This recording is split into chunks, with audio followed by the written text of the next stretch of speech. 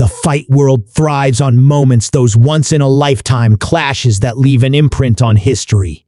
The kind that demand attention, demand investment, demand that every single fan is on the edge of their seat, waiting for something seismic to happen. And right now, Michael Bisping sees exactly that kind of fight brewing on the horizon. Islam Makhachev vs. Ilia Topuria. But here's the thing, this isn't just any fight. This isn't just about another title defense or another name on Makhachev's growing resume. No, this is about something much bigger. This is about market domination, about legacy, about capitalizing on a moment before it slips away into the void of what-ifs and missed opportunities. Bisping has seen it before, the UFC, letting a super fight pass them by, believing they can build to it later, only for the circumstances to shift and the moment to disappear forever. That's the risk here. And if the UFC doesn't pull the trigger now, they might never get another shot at making it happen. Makhachev, the dominant, almost untouchable lightweight champion, stands at a crossroads. The challengers are lining up: Justin Gaethje, Arman Tsarukyan, Charles Oliveira, all dangerous in their own right, all deserving of a title shot. But Ilia Topuria, that's different. That's something special.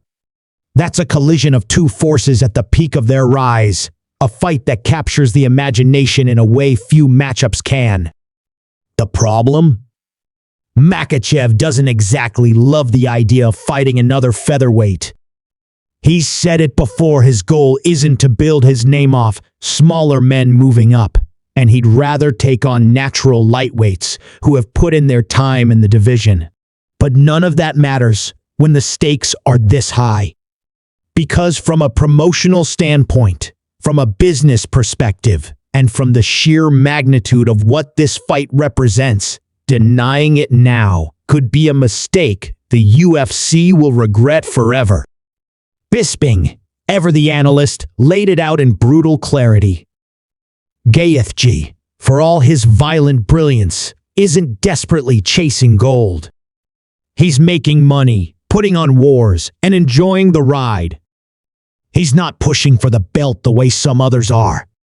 Tsarukyan, Oliveira, fantastic fighters, both of them. But do they bring the same energy, the same marketability, the same intrigue as Topuria? Not quite. And that's where things get complicated.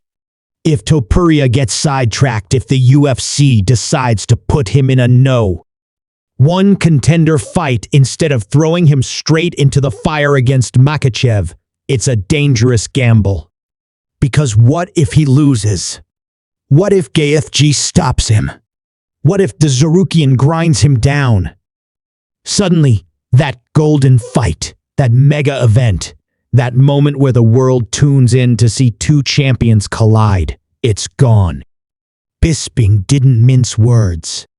There's a massive market opportunity lost there, he warned, his voice carrying the weight of experience. He knows how these things work.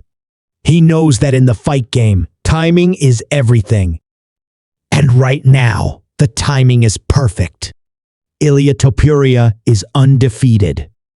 He's fresh off the biggest win of his career. He's got hype, he's got swagger, and most importantly, he's got the attention of the entire MMA world. A fight against Makhachev wouldn't just be another title bout, it would be a spectacle. A battle of champions. Featherweight king versus lightweight king. Spain versus Dagestan. A global showdown with the kind of stakes that transcend divisions. And Bisping believes that, ultimately, the UFC knows this. That when push comes to shove, they won't risk letting this fight slip through their fingers. That despite Makhachev's reluctance, despite the other contenders circling, the sheer magnitude of what this fight could mean will force the UFC's hand. Because this isn't just about belts. This is about making history. And history waits for no one.